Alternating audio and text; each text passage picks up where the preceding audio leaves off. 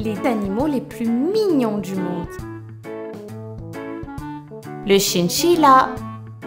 Un chinchilla, c'est juste tellement mignon. Adorable boule de poils, douce et joueuse, il s'adapte parfaitement à votre environnement. En fait, prendre un chinchilla comme animal de compagnie ne vous causera qu'un seul petit souci. Oui, je ne sais pas si vous le savez, mais le chinchilla passe toutes ses journées à dormir. Et du coup, il est en pleine forme la nuit quand vous tombez de sommeil. Alors mieux vaut ne pas offrir un chinchilla à un jeune enfant sous peine de le voir rapidement devenir fatigué, cerné et insomniaque chronique. La chèvre toy.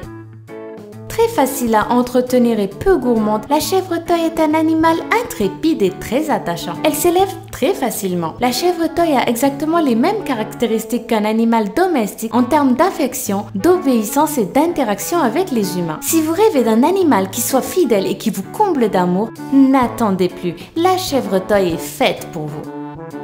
Le fennec.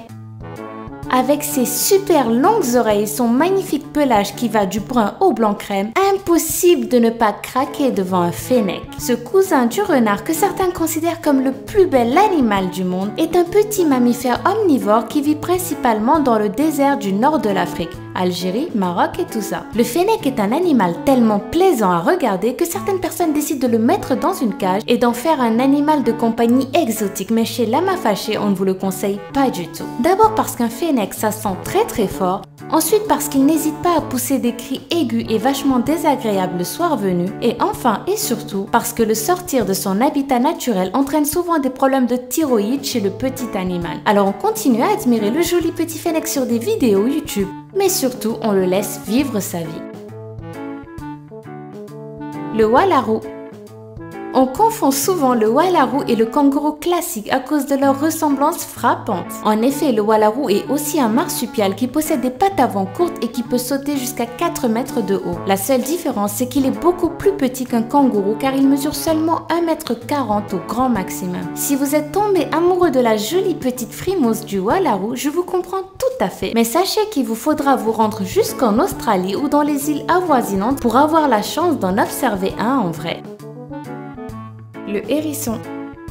Le hérisson est un petit animal adorable que l'on retrouve souvent dans les parcs ou dans les forêts. Cet animal est tellement mignon et craquant que lorsqu'on le voit, on n'a qu'une seule envie, le prendre dans nos bras et le câliner. Mais petit hic, il n'aime pas qu'on s'approche de lui de trop près. Il n'hésite pas soit à s'enfuir en courant, soit à se rouler en boule s'il se sent menacé. Et menacé, le hérisson l'est malheureusement très souvent dans la nature. Entre les prédateurs et les accidents de la route, il ne vit généralement que 3 ans alors que sa longévité est normalement de 7 à 10 ans.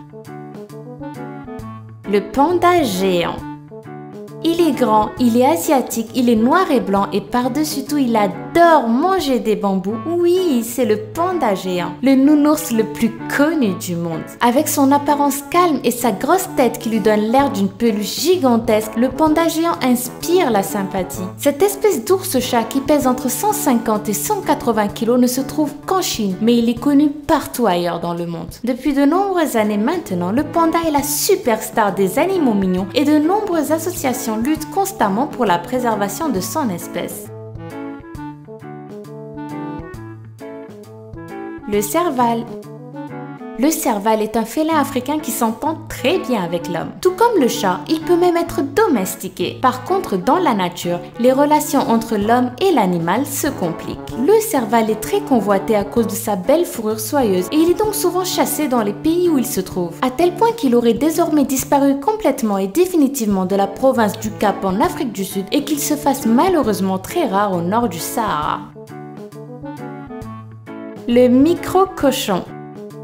Les cochons sont souvent utilisés dans les expériences génétiques parce qu'ils sont plus proches de l'homme que des souris ou même des rats. Le problème, c'est qu'à l'âge adulte, un cochon peut atteindre 50 cm de haut et peser jusqu'à 80 kg. Ça fait quand même vachement cher à nourrir et à entretenir, hein? Et ben, des scientifiques se sont dit la même chose et certains d'entre eux ont eu l'idée de créer des tout petits cochons qui ne peuvent pas grandir et de s'en servir pour mener à bien leurs expériences. Et on ne sait pas trop comment ces petits cochons qui étaient au départ uniquement réservés à la science sont actuellement vendus 1500 € à des particuliers. Quoi que l'on puisse penser de cette façon de faire, tout est parfaitement légal et nous n'y pouvons rien. Ces petits cochons modifiés restent tout de même excessivement mignons. Il est impossible de ne pas craquer face à leur bouille si attachante.